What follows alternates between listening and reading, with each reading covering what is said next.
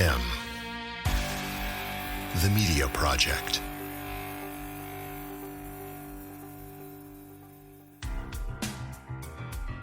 Driven by data. Driven by technology. Driven by community development. Driven by the need to get results for your project. SM Graves Associates, delivering real estate development to you, including project management and pre-development services with a keen focus on delivering community-oriented projects. We build profitable projects that respond to the needs of your neighborhood. Join the SMG family. Find us at smgravesassociates.com.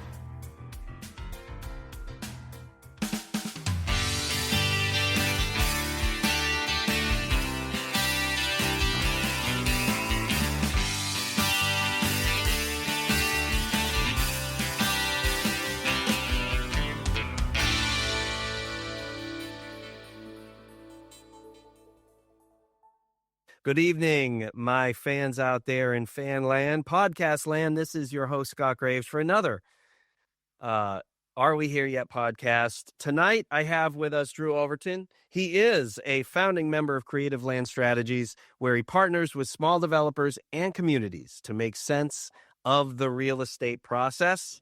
From acquisitions and zoning to community outreach, his daily goal is to help others feel supported, especially those stepping into development for the first time. And that's going to encompass a big chunk of our talk tonight is what it really takes to be a developer, maybe even say a small scale developer. How do we proliferate developers throughout the United States? Because we have this critical mass issue of the housing crisis. Drew, I'm glad you're with us this evening. Scott, it's a pleasure to be here. Talk to you again. Go ahead. Sorry. I was going to say, now you started off life as an attorney, now the entrepreneur, right? Right. I would say I didn't start out life as an attorney as an adult. I started out with a background in the arts, which is important to my story. And my background in the arts is what then led me to law school, because poverty didn't suit me. And I felt like I need to get a better hobby, right? It's in these contracts that I keep signing. Yeah. So, and there's only so many years of your life that you can work for free. So that's what was your chosen medium? Theater. So I was working as a director, assistant director, and I don't know if you can actually call it work.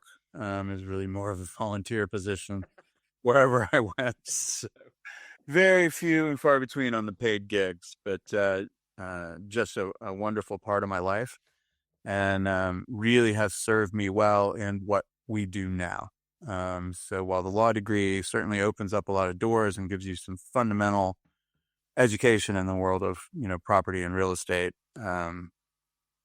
it's not, surprisingly enough, the most effective way to learn how to communicate or manage projects. Law school doesn't teach you how to be a project manager, and it certainly doesn't teach you how to play well with others. That's not the job. And so I have relied over the years quite a bit on my education and background in theater. Hearing the bits in pieces of what you just said made me think of a question, and that is, what's your take on the importance? Okay, now when we talk about developers, what's your take on the importance of that sort of larger economic development, thinking about those needs beyond just property development in order to finish a successful and sustain a successful project over the life of the project itself? You seem like a bigger picture guy who's taking inputs from a lot of different places. That's why I asked the question. Yeah, well, it's a good question. And a critical component of what we preach to our clients and also our students is you have to build the relationship with the communities. You have to be serving the needs of that community. Yes, you need to be profitable. You need to have a successful project. But in order to do that, forcing it down a community's throat, something that they don't want, is not going to lead to goodwill within the community, and may limit your future ability to develop anything in the area. So that's something that we really think is fundamentally important, is to not just look at, here's what I want to do, right? I've got this piece of property. I want to put a 3-family on it. That's what we're going to do. Well, it's not suitable for the community. It's not what they want. It doesn't fit with their community. So you need to go in and, make them part of the decision-making process. If the deal makes sense after that input, then that's great. And usually it does. Usually the feedback you can get from the community is great. There are other instances. Project we worked on from an economic impact analysis perspective recently was a data center in the middle of nowhere. Mountain City, Tennessee. No zoning on the property. And so it was a by right situation where they could go in and do it. They got chased out of town. And the legal fight was just going to be too much, too expensive, and nobody wanted the facility there. And we're going to see that more and more pop up as these facilities become more and more important.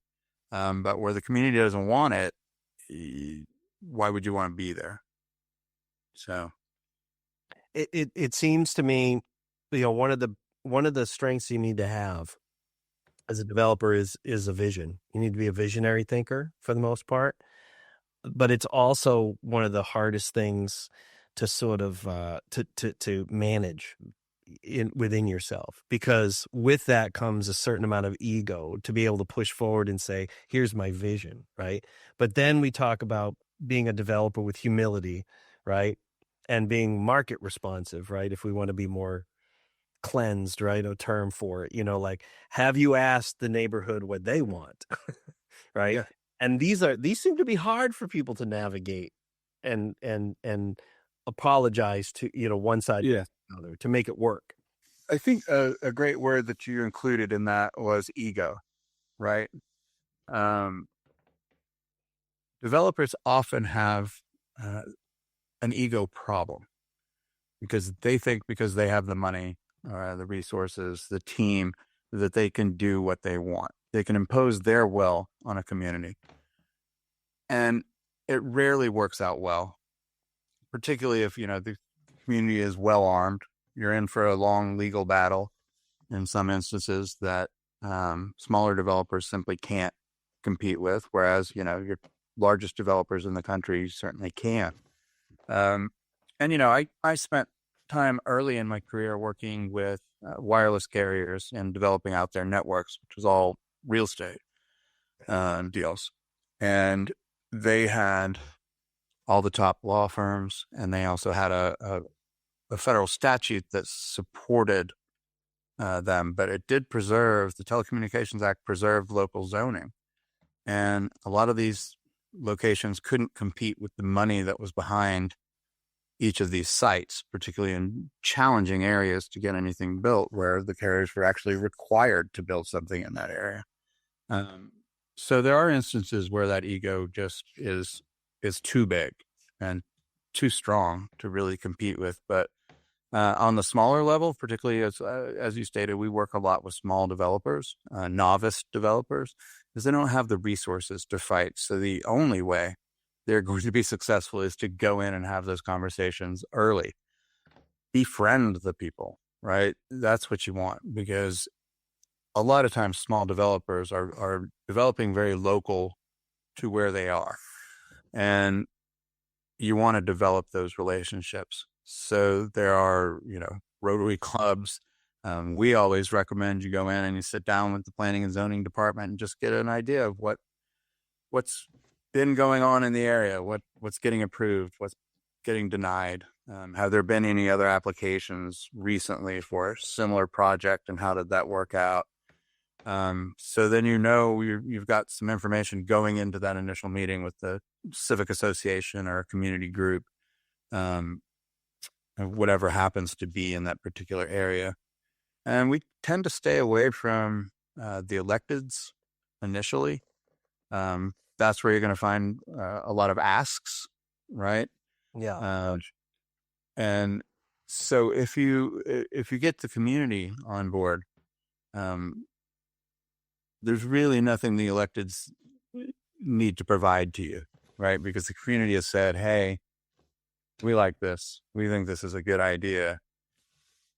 You've already got the electeds because they're not going to come out of that. I mean, my personal experience is, particularly if you're not going through a town or city's RFP process in order to win a project, is that you're, the electeds are not going to support you if you went to them early in the process. The first thing they're going to ask is, have you talked to so and so and so and so?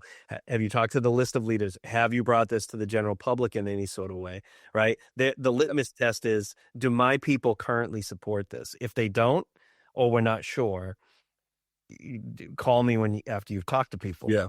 It's been, personal experience, Yeah. that there's an order to it, right? Get City Hall behind it, right? Or more to the idea of what you're saying, which is find out what in fact may be desired and or needed, right? And what. Yeah. I did some work with a company. It's been maybe 5 years ago out of Philadelphia, and they had what I thought was just a brilliant strategy. And they were an out-of-home advertising agency, so billboards, more vertical real estate. With a unique twist, they sold their portfolio of standard billboards and moved into development of strictly digital boards. And they had a great idea to go into areas that billboards weren't allowed, right? And they'd find out through research, similar to what we're talking about, what that township needed. So this was a lot of work in New Jersey, New York at the time. And one project that they built was a EMT facility. The township was in need of a new facility, and they didn't have the resources to build it. And so this company said, okay, here's what we're going to do. We're going to build your EMT facility, whatever it costs. So I think that was like $1.2 million. In exchange, you're going to allow us to have a 2-sided billboard on the clock tower that we're going to put on top of that. So from either direction on, whatever the road was, they would have coverage. And the sign more than paid for the facility over time, right? Right. So that sign could be worth $8 million, and they're only $1.5 million into it, right? So, but that was an example of them just finding out what the community needed, or was looking for, and this farmers markets were very popular, and really just a brilliant way to approach that. And see, all these are real estate deals, and they seem because they're not traditional, right? They're what we call vertical real estate.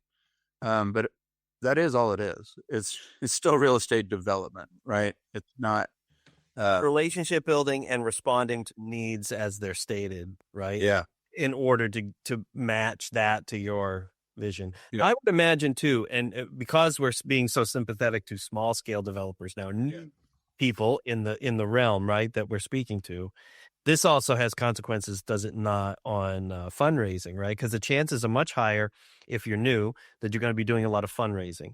It's not your own cash. And if you're doing that, you're probably doing that locally. Absolutely.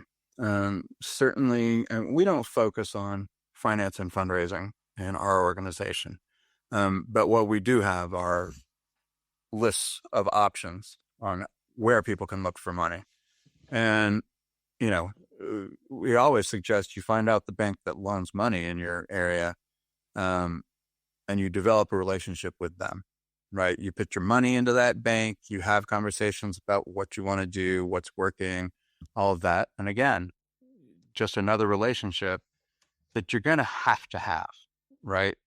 There are so many relationships that as a developer, you have to have, and so much knowledge that you have to move forward. And if you don't pursue those relationships and that knowledge, you're not going to be well equipped to move forward early on. And we see a lot of trial and error, people on their second or third project, and they're not yet making money, or have I don't want to say failed, but because you come across a bunch of different stakeholders in the work that you're doing. I'm wondering if you have any opinions on how we make better use of public policy to drive the proliferation of a lot more developers of various kinds. Because it seems to me, again, going back to personal experience, yeah, that's not what for the most part happens now, right? The most powerful among us eat up smaller guys as they emerge for the most part, and then there's a concentration of a small group of larger, and of course that changes what gets built too, because in order to scale beyond a certain size, things become a lot more. This is what we build, very tight window of what that is. And it doesn't, the place we build, it just has to adapt to what it is we're building. It's less market responsive. And in certain respects, building at a large scale like that has to be. So I'm wondering what we can change, what we can do to actually proliferate the opposite. So there are places that are working on that. I think one thing that we're really lacking right now is a national organization that's pressuring and pushing for changes in regulations. And part of the problem is that most zoning is local and zoning is restrictive, right? It's not there to encourage building, right? That's not the purpose of zoning. It's good. The no people. Yes, that's right. It's exclusionary by nature. It's exclusionary.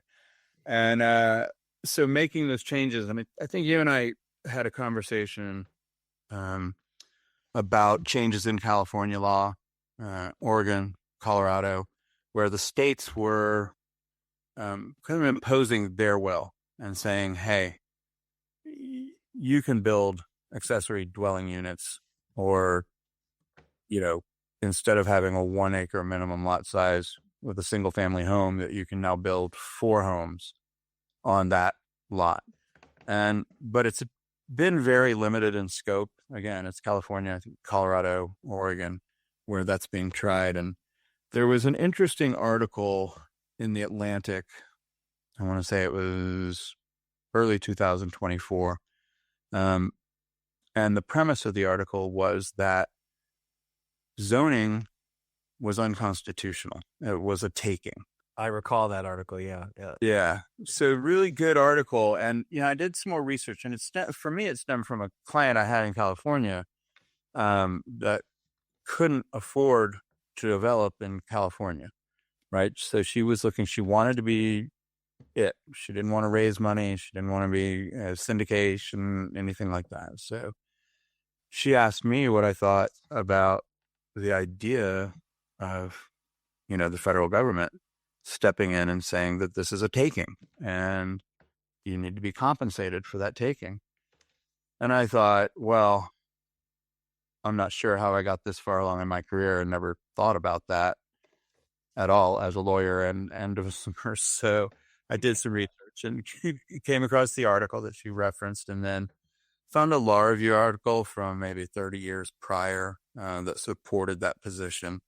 And it's a situation that, as we see more and more, that we have a housing crisis in this country, and nobody seems to be taking, except for these few places, nobody seems to be taking it seriously. And I think it's one of the biggest problems that this country faces at this time. And I'm of the opinion that maybe the federal government does need to step in and say, hey, we need housing. Well, look, and we had a de facto national housing initiative after the war that granted, people say, well, but it built suburbia and there's problems with suburbia. That notwithstanding, we needed lots of homes. We needed them relatively fast. And in a generation, we solved that problem. We kept continuing to do it that way. And of course, we created other new problems afterwards. But, and now we need a different initiative. But I would tend to totally agree with you. I think Right? I mean, imagine imagine a world in which we were focused on that and solving that issue for millions of people. And it's the only sector, arguably, don't you think? I mean, it's a whole ecosystem in and of itself, right? It proliferates developers, builders, robotics companies, other innovation companies, materials companies, banks and other financial institutions, local CDFIs. I mean, like there's, millions of jobs would be created nationwide. At the same time, we're housing people in desirable situations in the places they want to live, which all would go back to, I mean, in the little city that I live in here in Vermont, we have more than 220 empty lots and abandoned homes. And if all of those were they're all on town water and sewer, right? All the money we need to reinvest in our infrastructure is in those empty lots. This is a city of 15,000 people, and we have more than 220 empty lots and abandoned homes. Yeah. This doesn't even take us building suburbia, mind you. We just have to build on the, on the footprint that we currently have and is largely abandoned or underutilized. Yeah.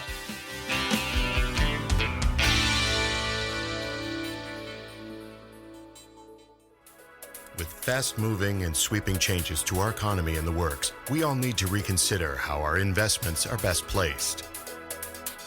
At Partners in Housing, we believe your money is best placed locally. Utilized to increase value and provide stable and desirable housing to your neighbors. Contact Partners in Housing to find out how you can participate in local housing opportunities by joining the Partners in Housing Fund.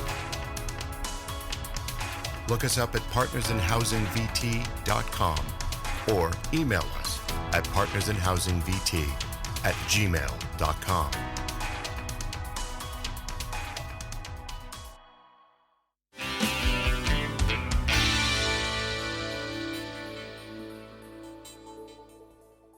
Yeah.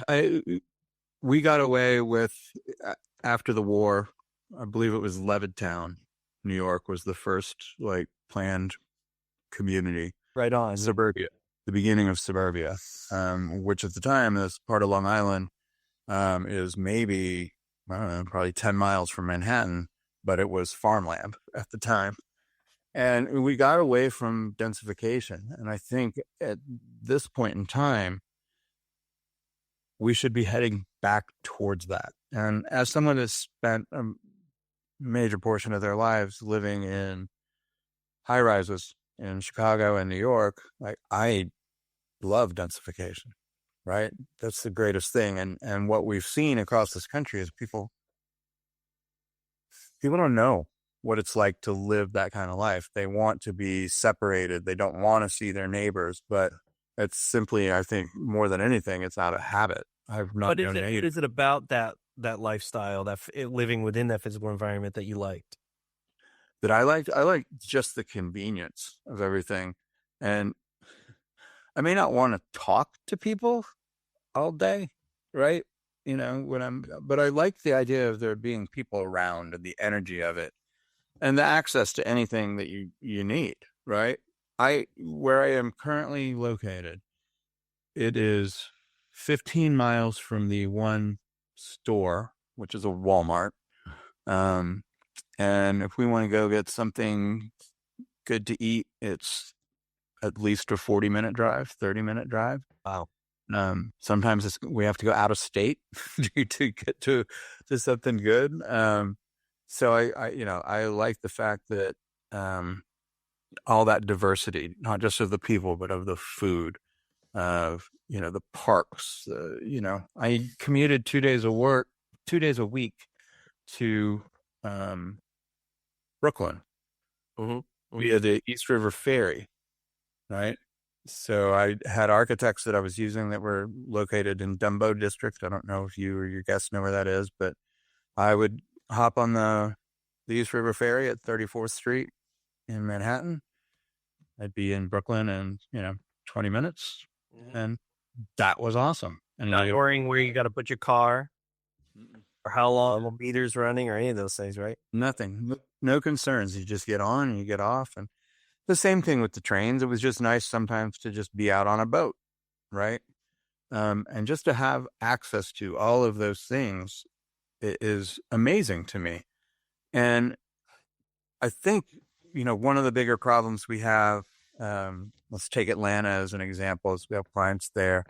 They have very limited public transportation, right? They have a bus, system, and they have a light rail system called MARTA that people don't use very, very frequently. And I remember years ago being in Atlanta, and I got off the last stop of MARTA, and there was nothing there. It was completely an industrial area, right? And maybe people drove their cars and parked there to take the train in or whatever it was. That there was no housing, there was no commercial development, no nothing. And it's areas like that I think are really prime for new development, if you can get in there. And that's a real issue for a lot of people, and communities that don't. And when I say don't, like city of Atlanta may not want that developed. I don't know. It's not a property I'm pursuing, but it's something I see as endemic throughout the country. Is there are lots of property available. There is a lot of property available, but it's finding it, accessing it. What can you do with it? And then there's the value. What's the value of that? So I think transportation hub development is wildly important. I think, adaptive reuse in these situations where you do have industrial properties is a really great idea as well. What do you think about the idea of, so right now, money flows to projects. I know I'm somewhat oversimplifying, but it's essentially two camps, right? There's either public funding of some kind, subsidy, and private capital. And so I wonder, is there at least a third, if not a third, a fourth, a fifth rail by which we de-risk private money so that money could, again, we're thinking rather than a few in any given area, larger builders, right? Yeah. Developers, that it is used more directly, and it's private money, mind you, and not grants, not subsidy, to fuel a lot more small scale development, and which let's assume more diverse, more market, neighborhood responsive development of various kinds. Yeah. Like you're describing. Yeah. Well, I think, one thing that the administration did over the past year or the last 9 months was extend the opportunity zones, which does allow some greater protection for private development, right, for their money. So I think that that's actually something to be applauded, because that was set to sunset, I guess, in 2026 in its entirety, and now it's been made in perpetuity, which gives a lot of flexibility to developers, but also some sense of relief, right? Like, okay, we don't have to worry that this is going to be taken away, or we have to complete development within a certain time period, or we're going to be hit financially. You're nearing the end of your first 10 years and there's no renewal, Yeah.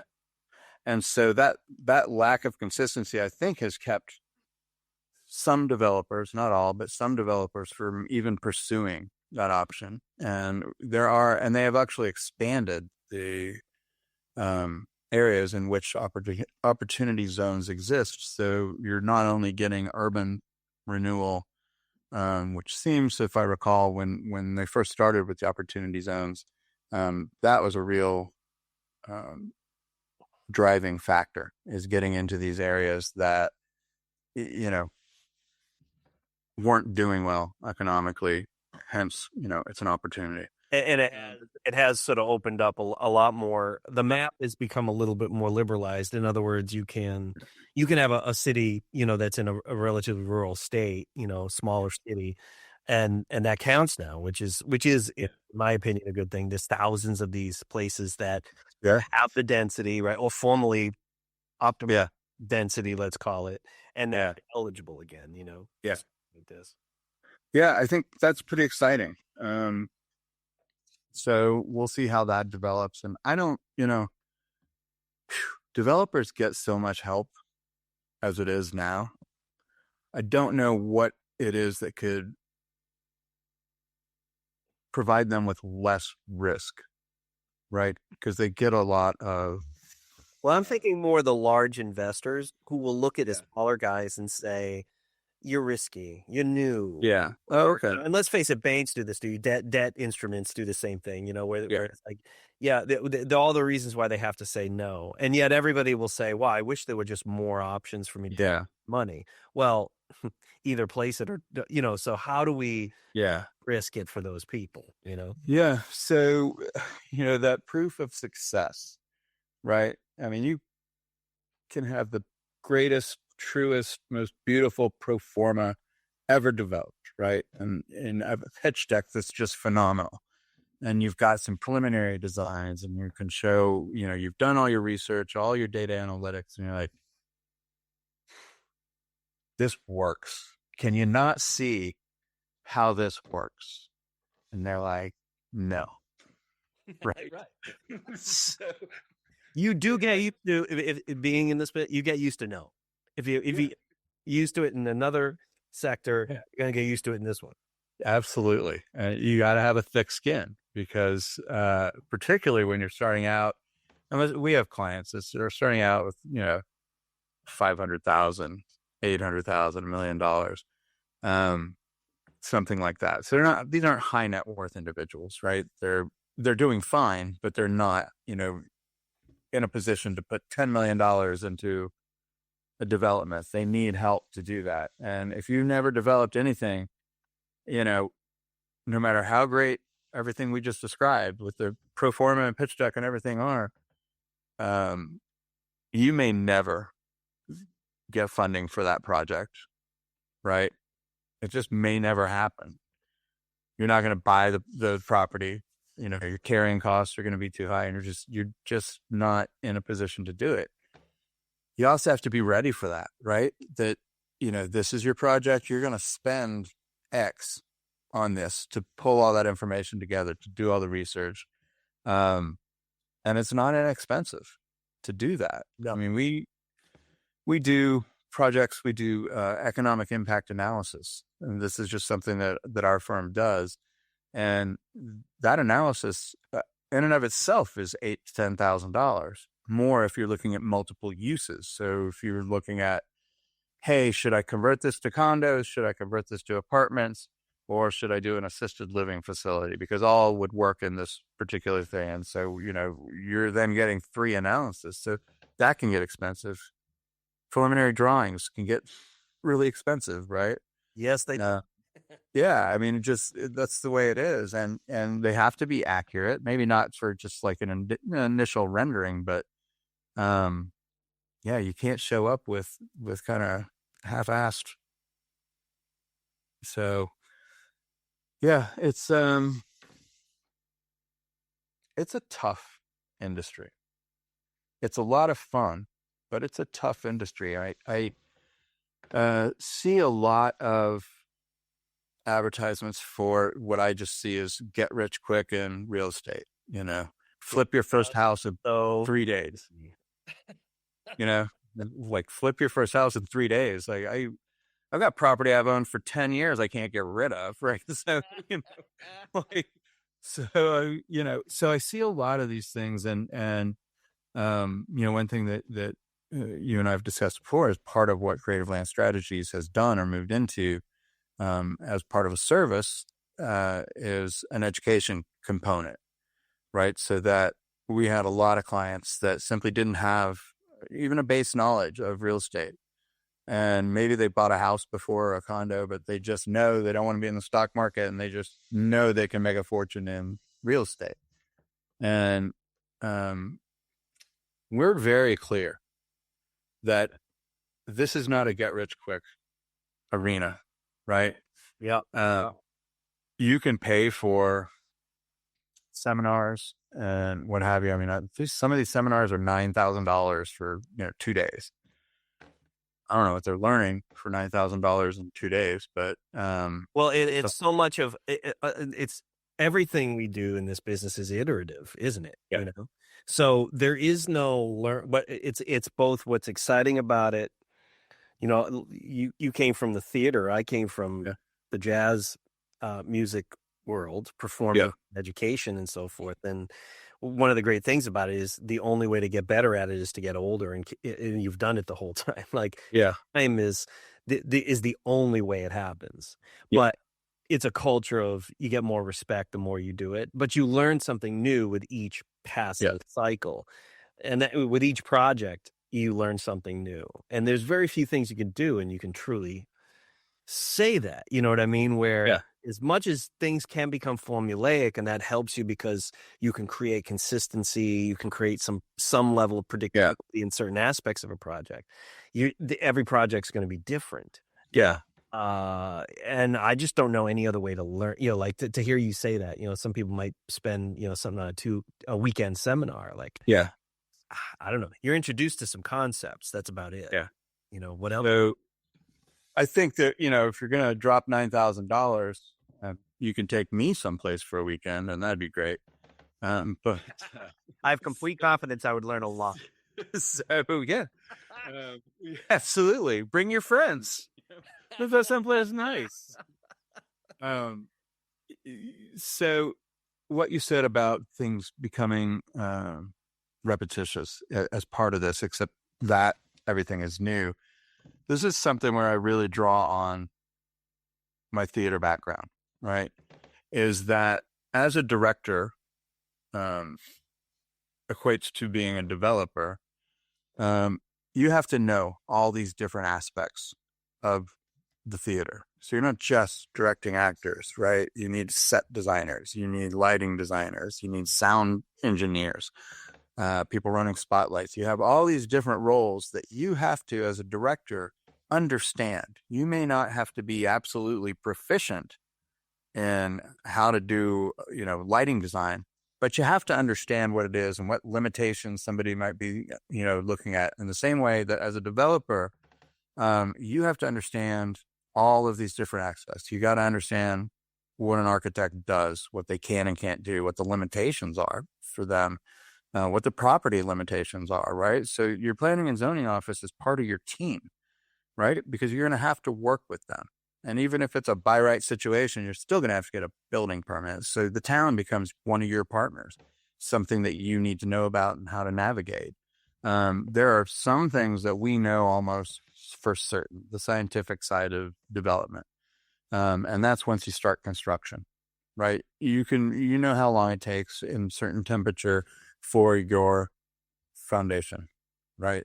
This is how long it's going to take to pour. This is how long it's going to take to cure. There are those certain aspects of it. But it's at the end of it, right? That's the end of your work as a developer, right? Is when you actually build it. And much like theater, when you put on a play and you've had your rehearsals and you've done your 2-week run of your play, you've created an entirely new world, right? And then it just goes away. And the same way as a developer, when you finish with your property and whatever your exit strategy is, and you move on to the next one, it's a memory. You're going to have learned some new skills, developed some more relationships, because one of the things we're seeing a lot of right now is AI, right? What is AI going to do for us? And I tell my clients, you know, we use AI in a lot of different things, but we don't use AI for decision making. Anything that requires a decision, it's hands-on, it's eyes-on. That may change. Fool people, it's not a train Yeah. to replace yours or those of others that work with you. Yes. Yeah. I mean, but they are, you know, we ran a zoning analysis earlier this year, and then we replicated it, and we did it using AI, and then we did it ourselves, and they were not comparative, right? Yeah. It just wasn't accurate, and you need precision. I find it's a real linear thinker right now in the reiteration that even the most current, most sophisticated version of that tech that exists, Yeah. not what you and you just aptly described. And for you, it came from theater. For me, it came from music. But it's the idea that right when you don't multitask, your brain's not doing 5 different things. It's your capability to understand that all those components have to be orchestrated simultaneously, right? And so what you're doing is you're observing and you're just asking yourself, right? All these different components, how are they interacting right now? It's just having that sort of awareness, right? And then so your final result takes into account all of that, right? And that's why it's an educated sort of response, right? Yeah. Well, I find AI is not so good at that. Yeah. Well, and you're absolutely right about that. The other thing that AI is not good at, and I also see generationally with these young kids today. But I do see a dramatic difference in communication skills. And in development, and you and I have talked about this, the number of questions as a developer you need to ask is forever. Curiosity That's the list. It's forever. It's as long as, it can be. It's always a question. And your ability to communicate with a wide variety of people, right? Engineers don't think the same way that, a theater major or lawyer thinks, right? They just don't. They have, finite. Which is why you one of each on a dream team, right? Yeah. It's those different mind usages, different perspectives. Yeah, it absolutely is. And I can tell you my, the thing I don't want to say hate the most, but it's one of those things that's right up there was when I meet somebody who's going to be a part of the team and they say, I'm an engineer with an MBA. And I'm like, we are in trouble because this is not going to go smooth. Yourself as it is at odds with yourselves. Yeah. Yeah. It was just like, no. So I tend to avoid that one, congratulations on your education. I think it's fantastic. Please don't work on my project. Well, this has been a fantastic conversation, and I'd love to. I'm going to invite you back on the show, even though we haven't even finished this conversation yet. But there's so many good things, good fundamental things that we can really take from what we talked about. Perhaps maybe next time we'll do more of a, what are the current trends, sort of a that'd be great. Show, and broaden it out to how other aspects in society right now in the United States are having an effect or can be affected in turn by what we do, to the betterment of society and stuff. So Drew Overton, thank you for coming on the show tonight, founder of Creative Land Strategies. Folks, when you go to the episode page for this episode on the SMG site, you'll find all kinds of information to find out more about Drew, his team, and about the company called Creative Land Strategies. Drew, thanks for coming on the show. Thanks, Scott. It's been fun. SMG's Are We Here Yet podcast is a production of M the Media Project and SM Graves Associates. Learn more at smgravesassociates.com.